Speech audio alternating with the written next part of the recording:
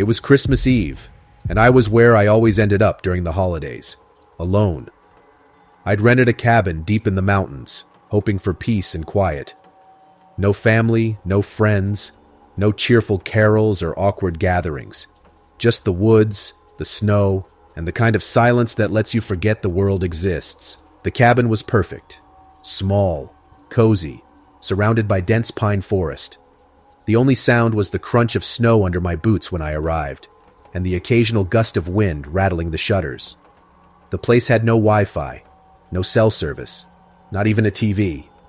Just a wood-burning stove, a creaky bed, and a single window looking out over the clearing. I unpacked my things, got a fire going, and settled into the quiet. For the first few hours, it was everything I wanted. I made a cup of coffee, sat by the stove, and stared out at the snow piling up outside. The forest was beautiful in its stillness, the kind of deep quiet you can only find far from people. It wasn't until I stepped outside to grab more firewood that I first noticed something odd. The clearing around the cabin wasn't big, maybe 50 feet across before the trees started, but it gave me just enough of a view to see the faint outlines of the forest beyond. As I bent to pick up the logs, I saw something standing between the trees. It was tall, too tall to be a deer, and completely still. I froze, clutching the firewood, and squinted into the shadows. The light was fading fast, but I could just make out the shape standing between two pines. It didn't move. "Hello?" I called, my voice sharper than I intended. No response. The woods swallowed my words, leaving only the faint hiss of wind through the trees. I stepped closer to the cabin, trying to make sense of what I was seeing. The figure still didn't move. It was just standing there, watching. I told myself it was nothing, a shadow, a trick of the light, but my gut said otherwise. I backed into the cabin, bolted the door, and locked the shutters on the window. My heart was racing, but I told myself to get a grip. It was nothing, just nerves. I poured a drink, sat by the fire, and tried to shake the feeling that I wasn't alone. It was around midnight when I heard it, a faint crunching sound coming from outside. I sat up, the blanket falling from my shoulders. At first I thought it might be an animal, but the sound was too deliberate. Heavy, steady steps. Something or someone was walking around the cabin. I grabbed the fire poker and crept to the window.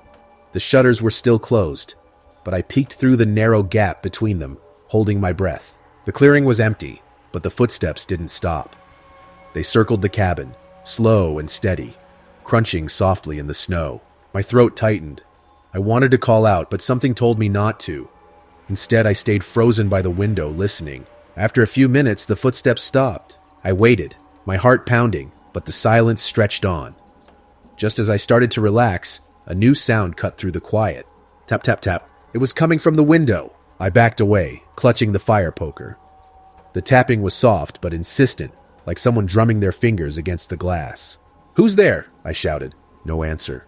The tapping stopped. I waited, every muscle in my body tense, but there was only silence. After a long moment, I forced myself to look through the gap in the shutters again. The clearing was still empty. I didn't sleep. I sat by the stove, staring at the door, the poker still in my hand. Every creak of the cabin made me flinch. When the first light of dawn crept through the cracks in the shutters, I finally mustered the courage to step outside. The snow had stopped, and the forest was bathed in pale morning light. The clearing was still untouched except for the tracks. Footprints circled the cabin, over and over, close to the walls. They weren't animal tracks. They were long, narrow, and deep, like someone had walked barefoot through the snow. They led to the window, where they stopped. I followed them around the cabin, my breath clouding in the cold air. The tracks stayed close to the walls, circling again and again, as if whatever had made them was pacing. Then they disappeared. They didn't lead to the forest. They didn't trail off into the distance. They just stopped. The snow beyond the clearing was untouched, pristine. I stood there, staring at the tracks, my skin crawling. I don't know what was out there that night. All I know is that I won't be coming back. Before the next story, if you're new to the channel, make sure to subscribe so that you don't miss any of these terrifying stories. Last winter, my friend Colin and I decided to escape the humdrum of our everyday lives in a small town by heading into the Alaskan wilderness for a week. We'd heard about a remote cabin online, advertised as the perfect retreat with breathtaking views and a wood-burning stove to keep us cozy. It was located about 2 hours from my place, tucked deep in the forest, far from civilization. The idea of being surrounded by snow-covered trees and peaceful nights by the fire sounded like a dream. We packed up and set out in the early afternoon, the drive uneventful at first. But as we got closer to the cabin, the road began narrowing and eventually gave way to a narrow trail cutting through the vast, snow-covered forest. By the time we arrived, dusk was beginning to settle, casting long shadows across the snow. The cabin was small but inviting, with just one bedroom, a modest kitchen, and a fireplace that had seen better days. The silence surrounding it was almost eerie, broken only by the occasional sound of the wind rustling through the trees. After we unpacked, we decided to explore the forest before darkness fully set in. The quiet was unsettling, the kind of silence that felt like it was pressing in on you, like the trees were watching. We walked along a winding path, the snow crunching beneath our boots. That's when we heard it. An eerie scream, faint at first but unmistakably human. Colin and I froze, exchanging nervous glances. Then it came again, louder and more desperate. It was the kind of scream that makes your blood run cold, like someone was in grave danger. "We need to check it out," Colin said. He was always the braver one, maybe even reckless. I hesitated, wanting to turn back, but the thought of someone in trouble in that desolate place pushed me forward. We followed the sound, our footsteps quick and uneven as the screams grew louder. Soon we spotted a flickering light in the distance. It came from an old run-down cabin, its windows grimy and roof sagging under the weight of the snow. The light inside flickered, either from a lantern or a fire. As we crept closer, the screaming stopped, replaced by muffled sounds, someone crying or gasping for air. Colin motioned for me to stay back as he approached the window. He wiped away a small patch of frost and peered inside. When he turned to me, his face was as white as the snow. "There's a man tied to a chair," he said, his voice barely above a whisper. "And another man. He's wearing a mask and holding a knife." A cold wave of dread washed over me. I wanted to run, but my legs felt like jelly. Before I could react, a voice suddenly cut through the air behind us. "What are you doing?" We spun around. A man stood just a few feet away, tall and broad, shouldered, his face obscured by the shadow of his hood. I couldn't see his eyes, but I felt them piercing through us, cold and unblinking. Neither of us said anything.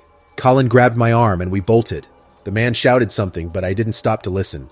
The forest blurred around us as we ran, the crunch of snow underfoot, and the sound of his heavy footsteps chasing us. My lungs burned and my heart pounded in my chest. I dared not look back. We reached the cabin and slammed the door shut, locking it with trembling hands.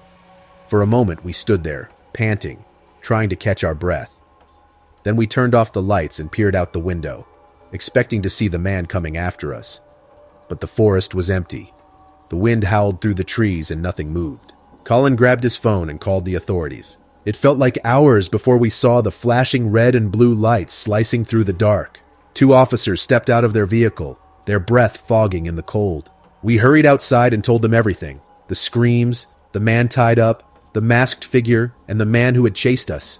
The officers didn't seem entirely convinced, but agreed to check out the old cabin. We led them through the forest, our flashlights cutting through the shadows. When we reached the cabin, my stomach dropped. It was empty. No light, no signs of life. The door was slightly ajar, creaking in the wind. Inside, there was nothing but an empty room with a dusty floor and a broken chair in the corner. The officers assured us they'd continue searching and told us to stay put for the night. We didn't sleep at all. I couldn't shake the image of the masked man, and I kept wondering if he was out there, waiting, watching us. 2 days later, the authorities called to say they'd caught both men, the masked man and the one who had been tied up. The officer on the phone sounded uneasy, like there was more to the story than he was letting on. When I pressed him for details, he just said, "It's better if you don't know." We left the cabin that same day, cutting our trip short. The forest no longer felt peaceful. It felt like it was hiding something we weren't meant to uncover. Even now, back at home, I can't shake the memory of that night. The screams, the masked man, the chase, it's all etched into my mind. Sometimes when I'm lying awake at night, I can almost hear that voice in the forest again. Before the next story, if you're new to the channel, make sure to subscribe so that you don't miss any of these terrifying stories. It was December in Minnesota, and the world outside my window was blanketed with about a foot of snow. The neighborhood was unnervingly quiet, as if the snow had muffled every sound. leaving only a heavy stillness in the air. My parents were out at a bar that night, and my brother was at a friend's house, leaving me with the house to myself. I didn't mind the solitude. In fact, I enjoyed it. I was curled up in the living room, a blanket wrapped around me, watching some show on TV. The soft glow from the screen illuminated the room, while the rest of the house remained in darkness. The only sound was the steady ticking of the clock on the wall, marking the passing of time. I had just finished a bag of chips when I heard it, a faint knocking sound coming from the basement. At first I assumed it was just the old pipes groaning. Our house was old, and it often made strange noises, especially in the winter. But this sound was different, more deliberate, soft but steady. Curiosity got the better of me, and I stood up, wrapping the blanket around my shoulders like a cape, and made my way to the basement door. The floor felt cold under my socks, and the air seemed heavier as I reached for the door handle. I opened the door, flipped the light switch, and peered down the stairs.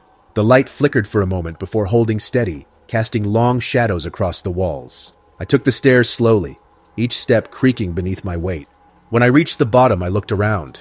The basement smelled faintly of dust and old cardboard.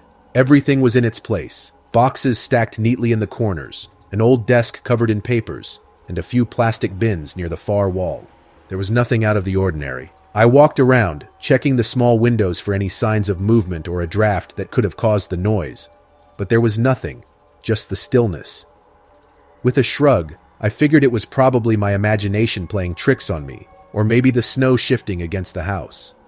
I went back upstairs, closed the basement door, and returned to the couch. 5 minutes later, just as I was starting to relax, I heard it again. A loud crash from the basement, followed by the sound of a door slamming open. My heart raced as I sat up, staring at the basement door. This time, it was a sound I couldn't ignore. It was sharp and clear, like something heavy being knocked over. I hesitated for a moment, the house suddenly feeling too quiet, the shadows in the corners darker than before. My hands were cold and clammy as I walked back to the basement door, my mind racing with possibilities. Maybe my brother had come home early, trying to scare me as a joke. "Ryan, is that you?" I called out, my voice shaky. Silence. I called again, louder this time, but the only response was the faint hum of the basement light. I swallowed hard and started down the stairs. The air felt colder now, and the basement light flickered once more as I reached the bottom. What I saw made my stomach drop. The desk drawers were open and papers were scattered across the floor. Boxes that had once been neatly stacked were now tipped over, their contents spilling out. The plastic bins near the wall had been knocked over, their lids lying a few feet away. It looked like someone had been searching for something. But the worst part was the back door. It was wide open. The glass was fogged up from the freezing air pouring in, and snow had blown inside, forming a thin layer on the floor near the doorframe. Leading out into the backyard were footprints. They were deep, clear, and fresh, disappearing into the snowy night. I froze for a moment, my thoughts spinning. Someone had been in my house. Someone had been in my basement while I was just a floor above, oblivious. The thought made my skin crawl. I ran to the door, slammed it shut, and locked it as quickly as I could. My fingers fumbled with my phone as I called my parents. My mom answered, and I tried to explain what had happened, my voice trembling. She told me to stay put. They were on their way home. When they arrived, my dad grabbed a flashlight and stepped outside to follow the footprints. My mom stayed with me, her hand on my shoulder, trying to keep me calm. My dad's boots crunched through the snow as he moved across the yard, following the tracks over the fence and onto the road behind our house. He came back a few minutes later, shaking his head. The footprints stopped at the road. Whoever it was had probably gotten into a car and driven away. The police came soon after. They walked through the basement, taking notes and looking for signs of forced entry, but there were none. The door hadn't been broken. It had been unlocked. My dad swore he had locked it earlier, but maybe it hadn't latched properly. The officers said it might have been a random burglary, someone picking our house because it looked empty. But part of me couldn't shake the feeling that it was something more. The way everything had been searched so carefully made it feel personal, like whoever it was had been looking for something specific.